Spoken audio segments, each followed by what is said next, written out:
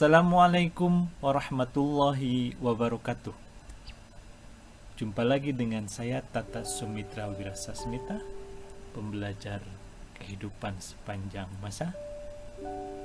Kini kita akan berdiskusi lagi tentang statistika.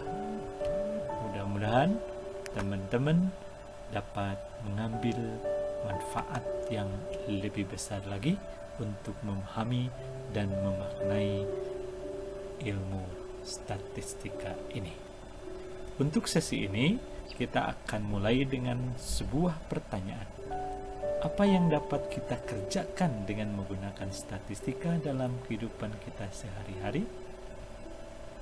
Apakah memang ada manfaatnya? Nanti kita akan diskusikan. Setelah diskusi ini, tentunya harapan menambah pemahaman juga akan lebih dapat membedakan apa itu statistika deduktif, apa itu statistika induktif. Mana yang lebih banyak kita gunakan? Apakah yang deduktif atau yang induktif? Mari kita mulai teman-teman dengan sebuah cerita berikut. Misalkan seorang peneliti ingin melakukan penelitian dengan tema persepsi jumlah anak menurut pasangan atau calon pasangan di Indonesia. Nah, jadi kalau topik atau tema seperti ini, tentunya yang menjadi target adalah pasangan. Nah, pasangan yang mempunyai anak atau yang belum mempunyai anak. Ilustrasinya seperti ini. Yakin teman-teman ini adalah pasangan? Yang satu rambutnya panjang, yang satu rambutnya pendek. Tapi hati-hati sekarang kadang-kadang terbalik, yang laki-lakinya rambutnya panjang, yang perempuannya rambutnya pendek. Baik, supaya lebih jelas atau lebih dimaknai gambar ini, saya tulis ini perempuan, ini laki-laki. Sudah yakin? Kalau belum, saya tambahkan lumayan romantis.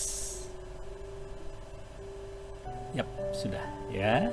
Nah, jadi kita akan melakukan, atau si peneliti tersebut akan melakukan penelitian dan bertanya kepada responden dia. Karena pasangan berarti ada dua yang ditanya, baik dari pihak laki-laki maupun pihak perempuan. Nanti pertanyaan penelitiannya adalah sebagai berikut. Salah satu misalnya ya, setujukah saudara untuk memiliki anak sebanyak 3 atau lebih? Nah, sekarang kalau penelitian sudah jelas, dia akan punya target populasi.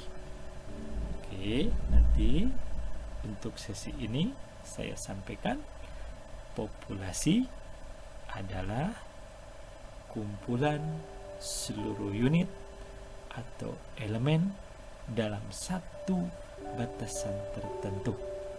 Jadi kata kuncinya adalah seluruh.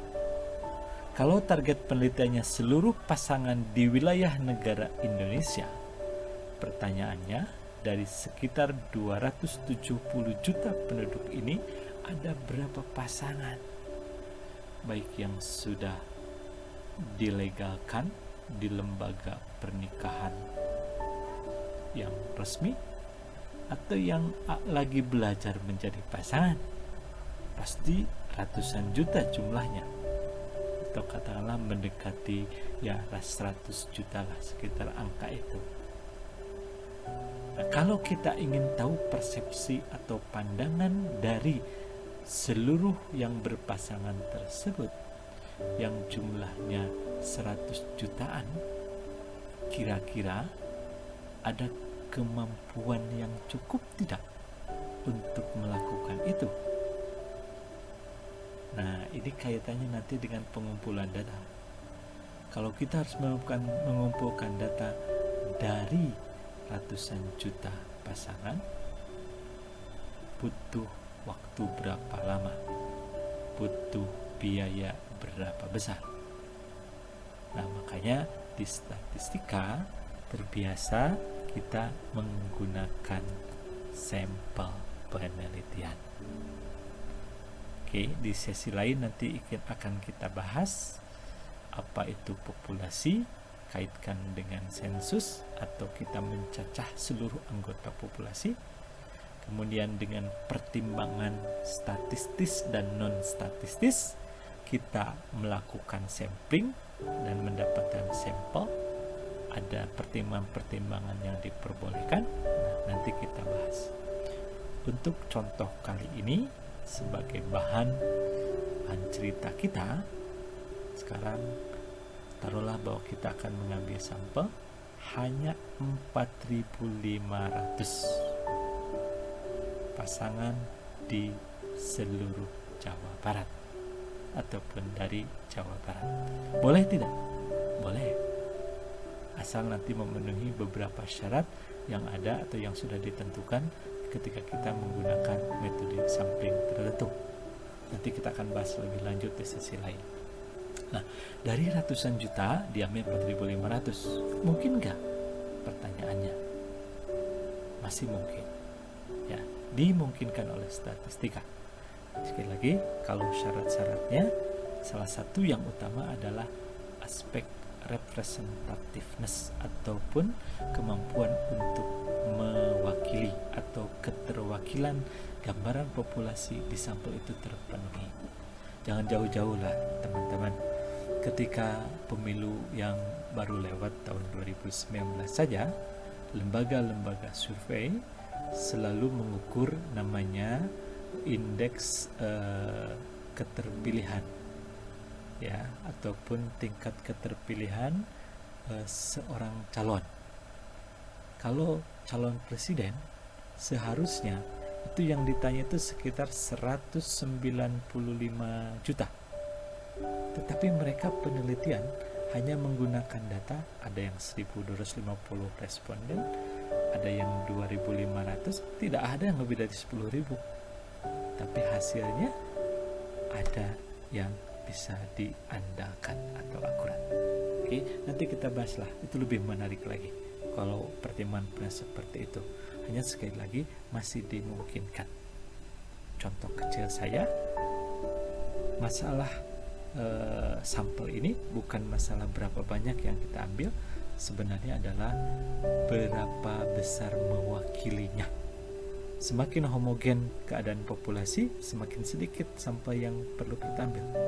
Semakin heterogen keadaan populasi dari sisi karakteristik yang akan kita teliti harus semakin banyak. Contoh, dokter ataupun tenaga medis tidak pernah mengeluarkan seluruh darah yang ada dalam tubuh seseorang hanya untuk memeriksa golongan darahnya saja. Cukup 1 tetes. Kenapa? Karena darah sangat homogen. Dari ujung kepala sampai ujung kaki pasti sama darahnya. Kalau di ujung kaki A, maka di ujung kepala pun A. Oke?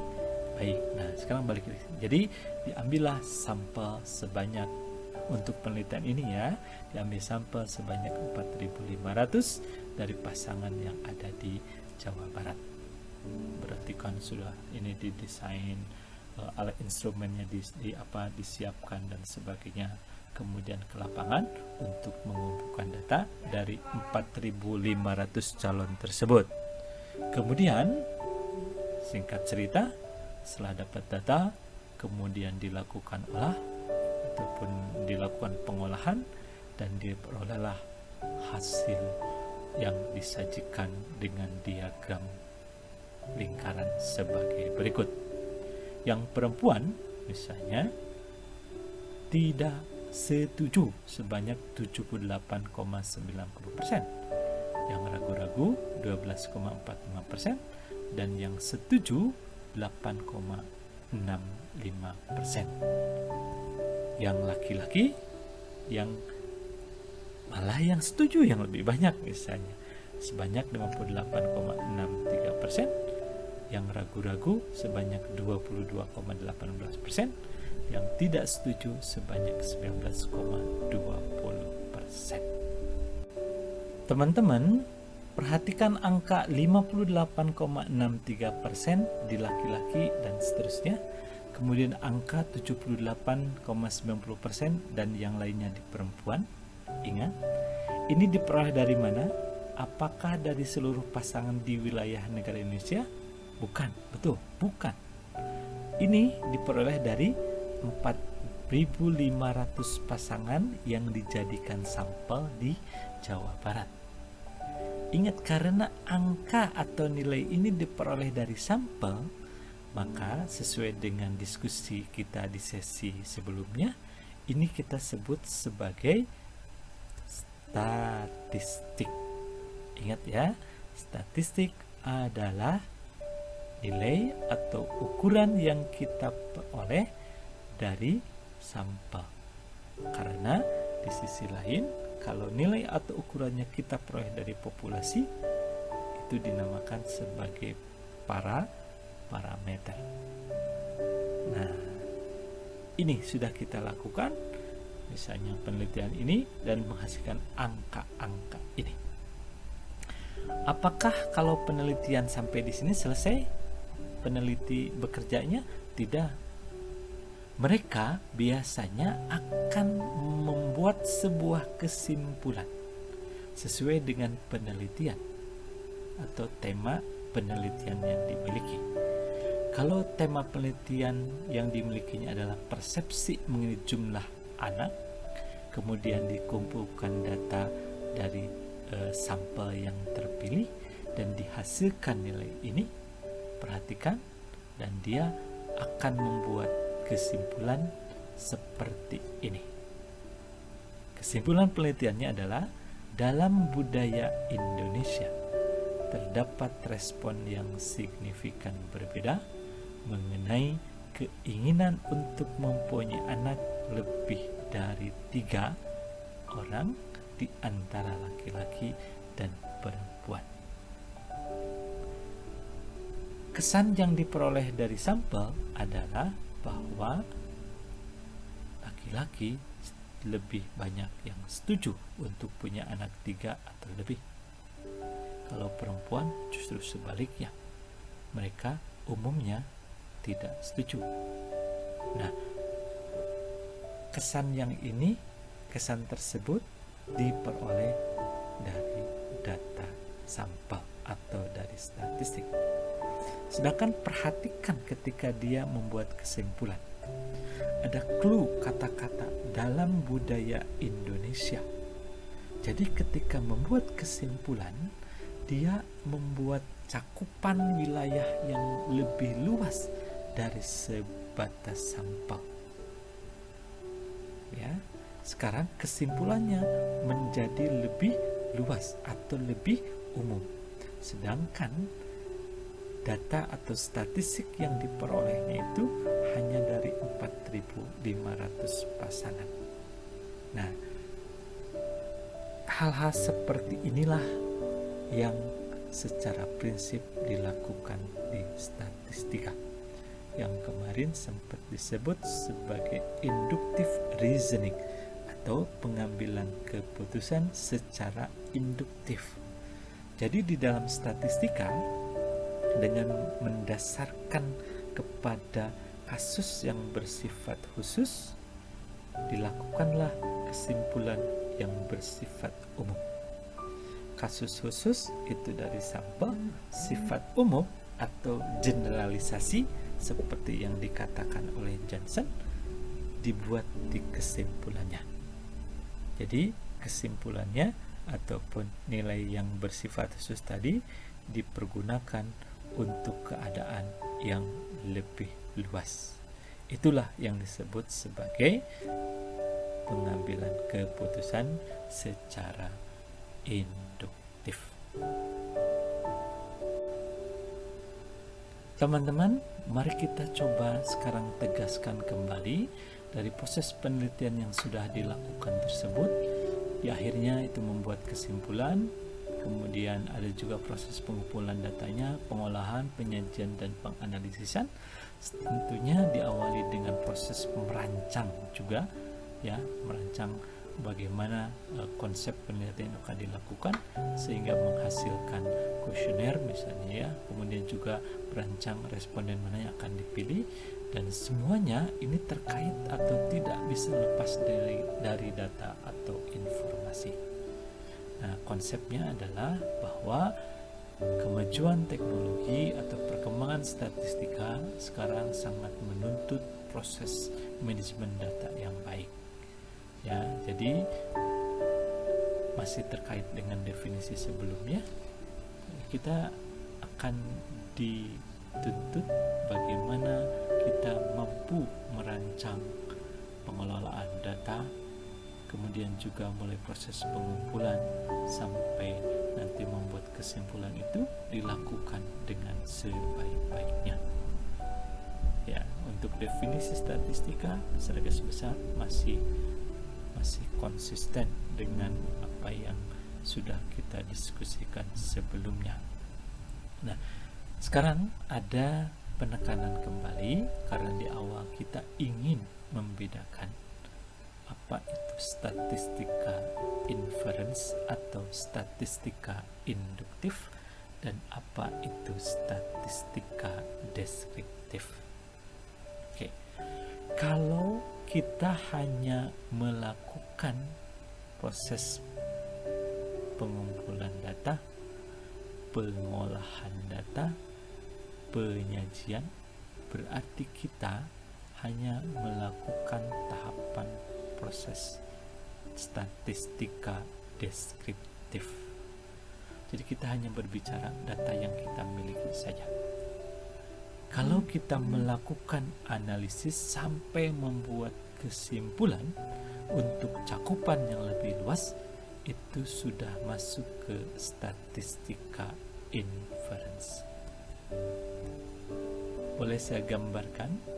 Nah, jadi statistika itu terbagi dua. Ada statistika yang bersifat deskriptif, yaitu istilah lainnya adalah exploratory data analysis.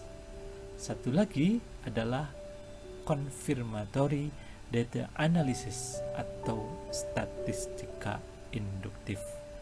Dalam buku-buku lain dipergunakan juga istilah inference. Jadi kalau kita hanya menggunakan statistika untuk mengetahui gambaran data secara umum saja, sifat data dan distribusi data, maka dia sekali lagi masuknya ke statistika deskriptif. Sedangkan kalau kita sampai penarikan kesimpulan untuk kelompok yang lebih besar dari data yang kita miliki yang lebih terbatas, maka kita sudah ada di ranah statistika induktif. Apa contoh statistika deskriptif? Contoh menghitung ukuran-ukuran statistik berupa ukuran pemusatan atau gejala pusat, ada ukuran penjepangan, ada ukuran letak, dan seterusnya.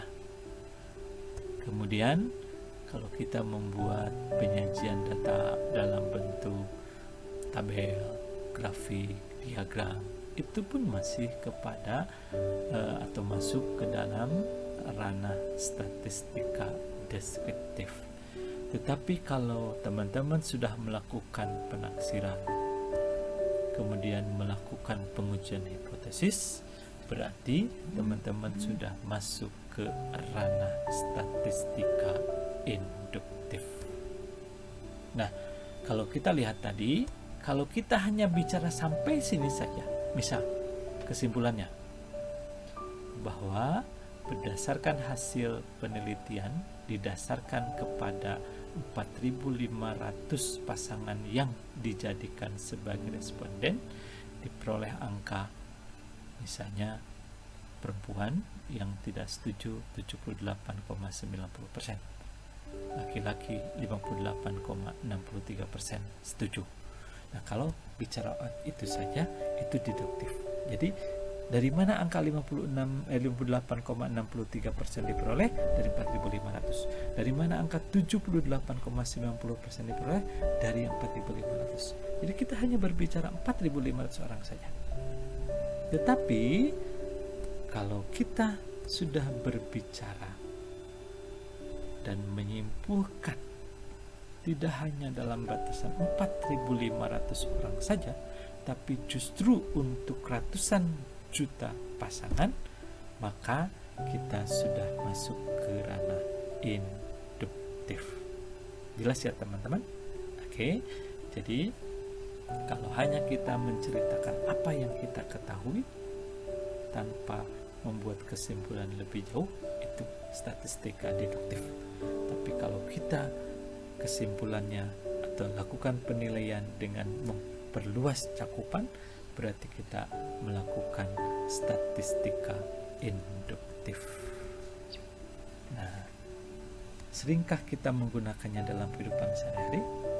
Mana yang lebih sering, statistika deduktif atau induktif? Hal kecil saja. Ketika berteman, ketika teman-teman menggunakan bahasa, itu akan ada perbedaan. Ingat, kalau teman di kampus berarti kita hanya bertemu ataupun hanya berinteraksi, katakanlah hanya ada di kampus saja 3 atau 4 jam sehari, itu pun tidak full 1 minggu. Kalau ditanya misalnya, menurutmu bagaimana sih si A itu orangnya? Orang yang menggunakan statistika deduktif akan menggunakan bahasa kira-kira seperti ini. Sepengetahuan saya, atau selama berinteraksi dengan saya, dia sih orangnya baik. Atau kebalikannya, selama berinteraksi dengan saya, dia seringnya berbohong. Nah, jadi kita jelaskan selama berinteraksi artinya apa? Sepanjang data selama berinteraksi lah yang kita sampaikan. Tapi kalau kita jawabannya langsung, dia orangnya nggak benar, dia orangnya tukang bohong. Nah, padahal ya, kesimpulan tadi itu kan bersifat umum, orangnya langsung divonis keseluruhan seperti itu. Padahal yang kita ketahui hanya sebagian dari sifatnya saja. Oke, nah sekarang coba renungkan, apakah kita sering menghakimi orang, langsung memutus dia sebagai orang baik, orang jahat, atau orang suka berbohong? Atau seringnya kita menggunakan istilah setahu saya, ataupun sesuai dengan informasi yang saya ketahui? Kalau teman-teman menggunakan kata-kata dengan menggunakan sepanjang informasi yang diketahui, berarti teman-teman artinya menggunakan statistika dengan gaya deduktif. Tapi kalau sudah langsung menghakimi, dia orangnya tukang bohong, dia orangnya jahat, berarti sudah menggunakan gaya statistika induktif. Nah, contoh lain, taruhlah misalnya, apakah ketika kita mengambil kesimpulan, apakah lebih bersifat deduktif atau induktif? Contoh dulu misalnya, kalau sekarang mungkin agak sedikit blur, agak susah. Tapi kalau zaman kakek nenek kita, ketika akan membuat keputusan untuk menikah dengan pasangannya, apakah dia memiliki datanya statistik atau parameter? Ingat, kalau parameter berarti dia tahu keseluruhan sifat calon pasangannya.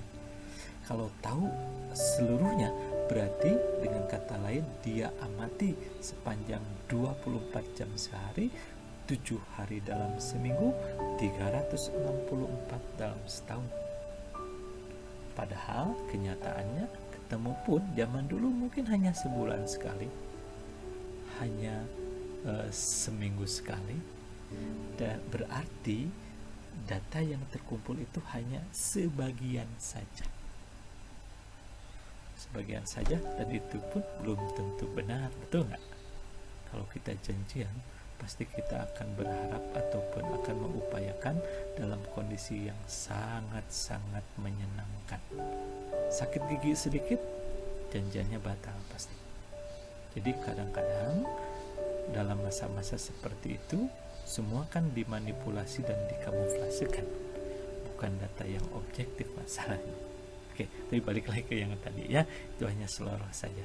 Nah, jadi karena kita hanya memiliki informasi tidak seutuhnya atau hanya sepenggal-sepenggal, berarti ketika memilih calon pasangan hidupnya, zaman kakek nenek kita itu menggunakan gaya atau model statistika induktif.